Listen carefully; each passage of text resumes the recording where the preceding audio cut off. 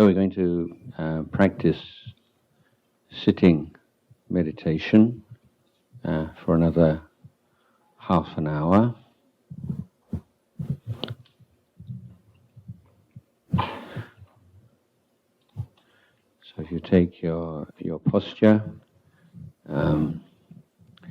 sitting with the back erect, but not too stiff, so that the breath feels natural and not forced.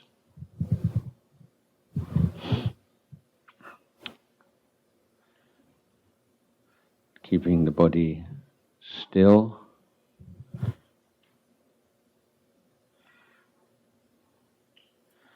So although I can say that a meditation session lasts for 30 minutes, in fact, it lasts for the duration of one breath. So this should be your goal. If you think about being mindful of the breath for 30 minutes, it can be a little bit intimidating. But if we change our focus or the frame in which we look at meditation, say, be mindful just for one breath. Can you be mindful for one breath, one inhalation, one exhalation, and then start again.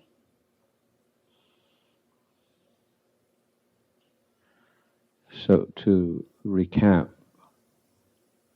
this morning I suggested that at the beginning of the meditation, unless you are a seasoned veteran and can go straight to the tip of the nose or your usual spot for observing the breath, then as a kind of a warm-up exercise, it's good to just feel the breath throughout the whole body. Just have that sense of grounding yourself in the whole complex pattern of sensations which comprises our felt body. So from the head, the face, the neck, shoulders, arms, hands, fingers, the chest, the abdomen, the back, from the base of the neck down to the coccyx at the tailbone, feeling of the body which is in contact with the floor or the seat, the thighs, the knees, the calves, the feet, the toes, breathing in and breathing out, and just enjoying that sensation. That's a wonderful thing to be able to do, is to breathe in and breathe out. So not trying to force the breath to be in any particular way, to be particularly long, particularly short, just allowing the breath to come into the body and leave the body in a natural, unforced way. Our effort is to be clearly aware of the sensations. All the sensations which arise attendant upon the in-breath, attendant upon the out-breath.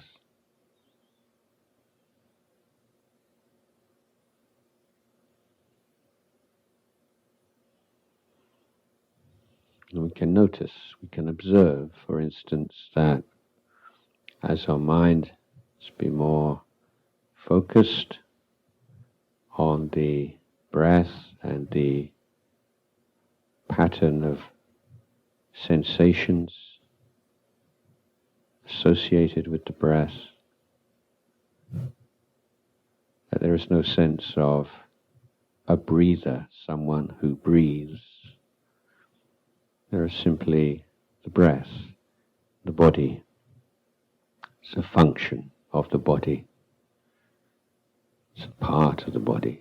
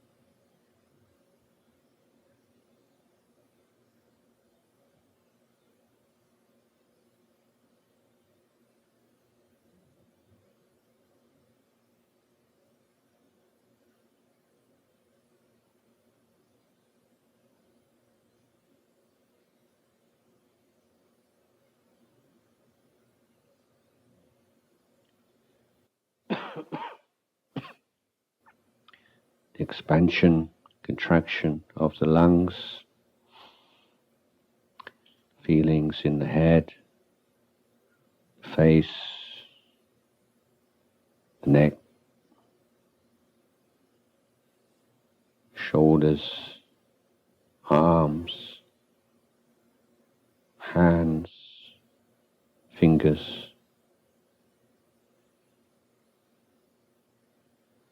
chest, the abdomen, the back, away from base of the neck, right down to the coccyx, the tailbone, whole area of the back.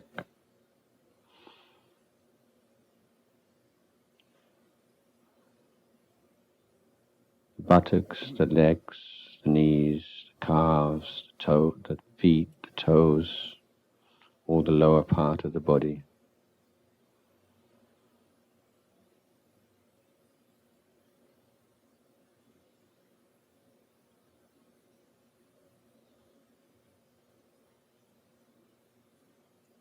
You don't have to control anything, don't have to do anything. The body knows exactly what to do by itself. It breathes in, breathes out.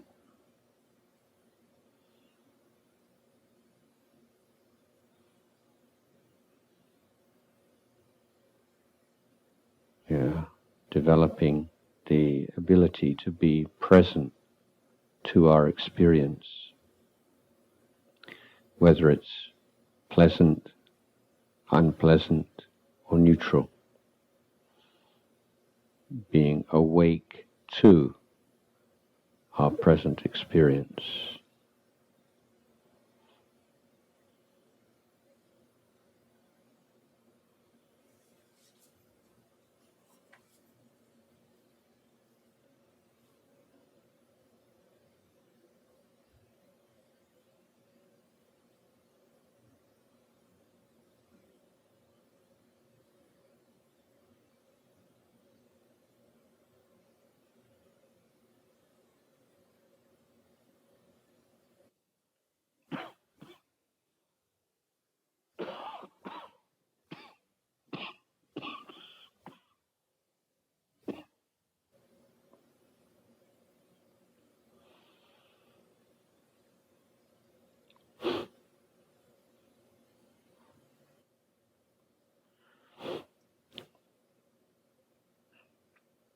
The next step is to focus attention at one particular point in the body at which the sensation of the breath is particularly clear and comfortable.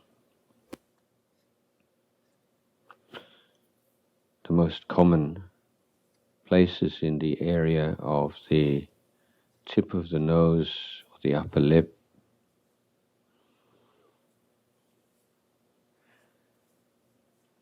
But one can also be aware of the sensation of the breath in the chest area or in the abdomen, for instance.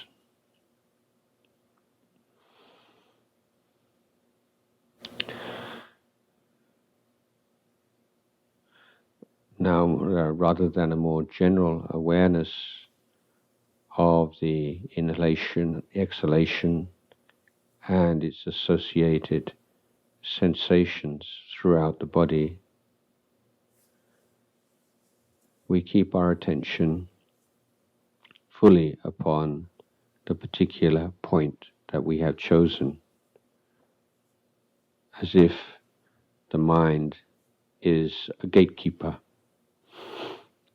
and is aware of everything that passes in, passes out of that door, without following anything in, without following anything out.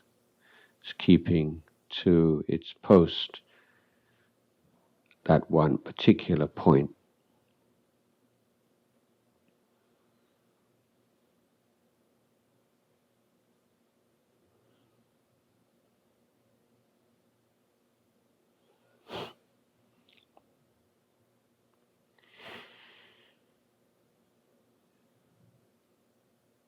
If you put too much effort into the meditation and neglect the quality of relaxation, then the body will become tense, the breath will become distorted.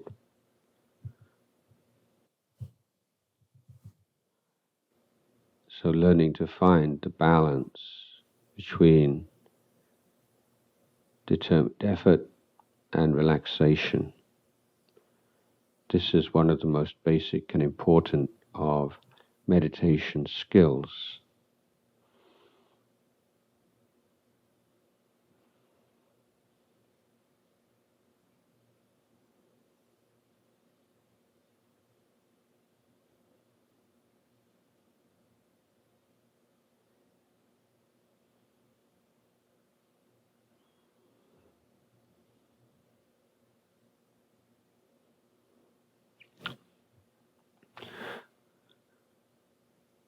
If your mind is still wandering a lot, then don't become discouraged or irritated. Merely return to the breath, return to the object, start afresh.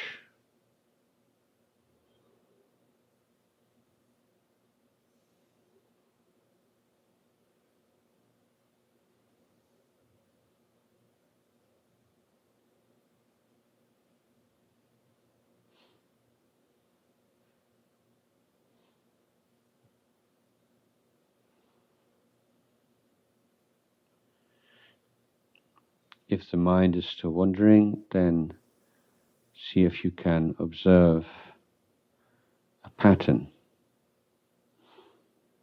in this cycle of inhalation and exhalation. At what point does distraction tend to take hold?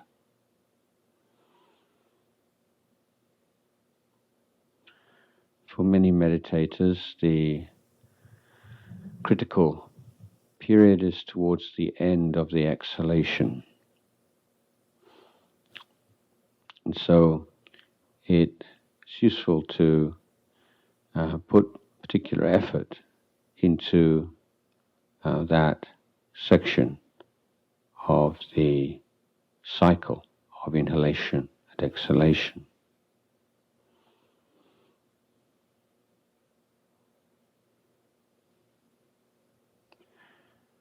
When the body inhales, then there is a natural energy within the body.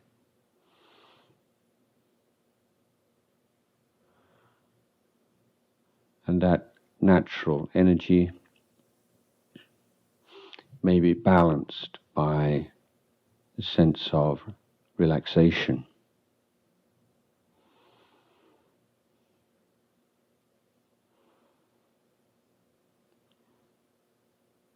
So on the inhalation, it's the body already supplying the effort naturally, slight emphasis on relaxation.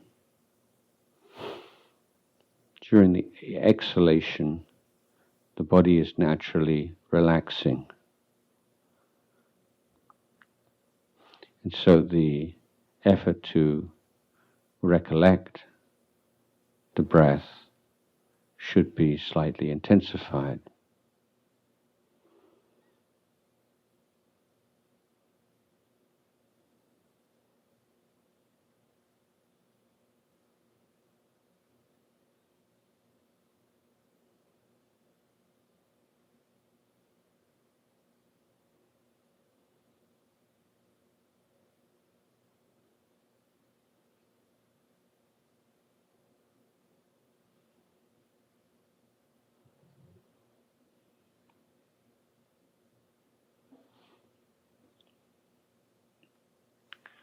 Buddha, the word Buddha means awake. This quality of wakefulness, clarity, should be present at every stage of the meditation. When that kind of dull, blurry feeling comes into the mind, that is the beginning of the hindrance of sloth and torpor, should be quickly remedied by an increase of effort and energy.